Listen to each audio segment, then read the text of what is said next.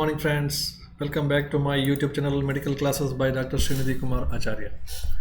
Please subscribe to my channel and also please give your valuable comments.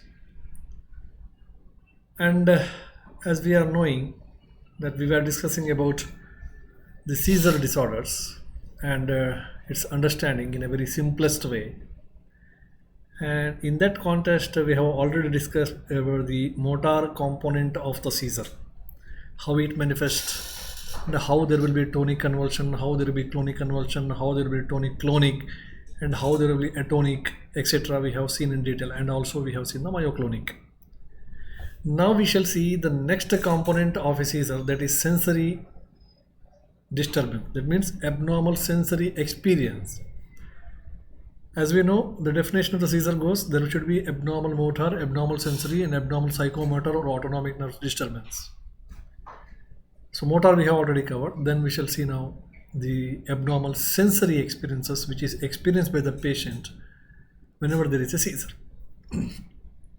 Now abnormal electrical activity, when it start and spread in the motor cortex area, as we know, it leads to the motor problems, isn't it? Abnormal motor movements in the form of the convulsions, etc. But same abnormal electrical activity when it occurs in the sensory cortex area of the cerebellum, cerebrum, or it spread to the sensory cortex area of the cerebrum, then there will be some of the sensory disturbances. After all, it is abnormal electrical activity that can start from any point and it can go on spreading to any point. Suppose if it reaches the sensory cortex area, then we will have abnormal sensations or sensory functions. Now there may be feeling of abnormal sensory feeling, like the arm is burning. A patient of seizure patient may complain that his arm is burning, like his arm is paining, or there is a pricking like sensation without any actual sensation or stimulus. Nobody is pricking him. It's absolutely fine, nobody is pricking, but still he can feel somebody is pricking. This is because abnormal electrical discharge has been created in the sensory cortex area, which actually receives all the sensations. There itself the problem is there. Therefore patient will have presentation like or feel like that he is feeling some non-existing sensations. Okay, so this may usually occurs in case of epilepsy also or seizures also. But usually this will not be inquired with the patient, and patient is also not in a position to say all these sufferings. So therefore most of the time the abnormal sensory experiences faced by the patient were neglected. We are giving more importance for the motor component because it is seen and more dominant, isn't it?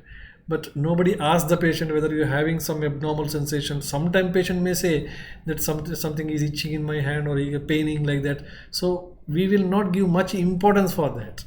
Therefore it is left unidentified. Now suppose if the abnormal electrically discharges spread to the temporal lobe area, the sensory cortex of the temporal lobe area, then there will be some more presentation because the sensation temporal lobe sensory cortex area that receives the sensation of the taste and olfaction. Now patient with the seizure can show some of the altered taste and altered olfaction activities, sensory activities.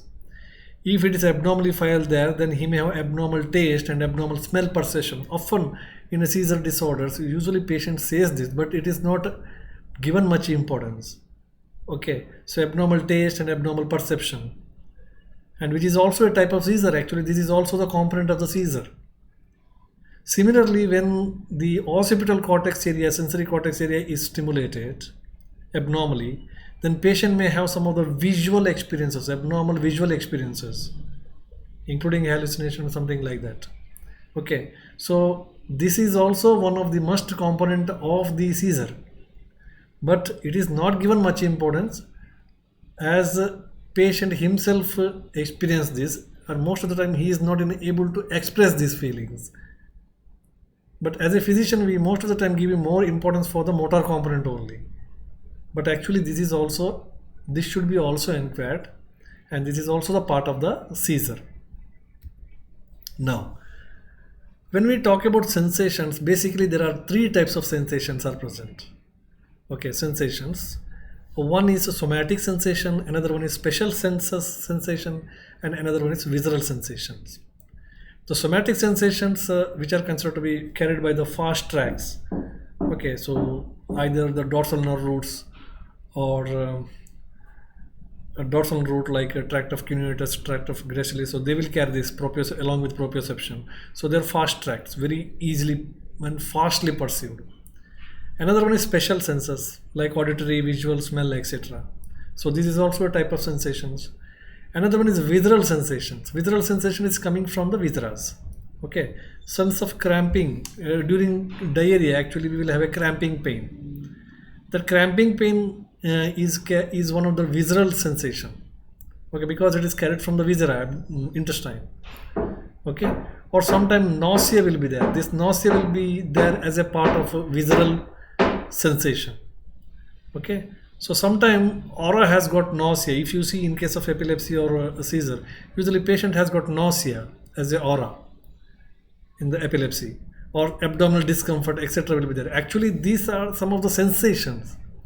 In the sensations also, these are the visceral sensations, abnormal visceral sensations perceived by the patient. Okay, so we will consider it as preictal symptoms or aura symptoms.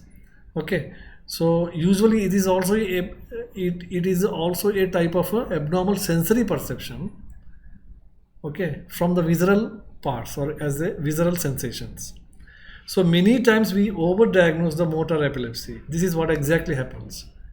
Okay, small abnormal motor movement is also overdiagnosed as seizure sometimes, and many times we underdiagnose sensory epilepsy. Such a sensory abnormal feeling experienced by the patient has been underdiagnosed or not inquired at all. This is exactly what is happening. Okay, but in a seizure there will be all the three, including autonomic, that we will discuss later. Motor, sensory, abnormal motor, abnormal sensory, and abnormal psychomotor. So these are two very, very important.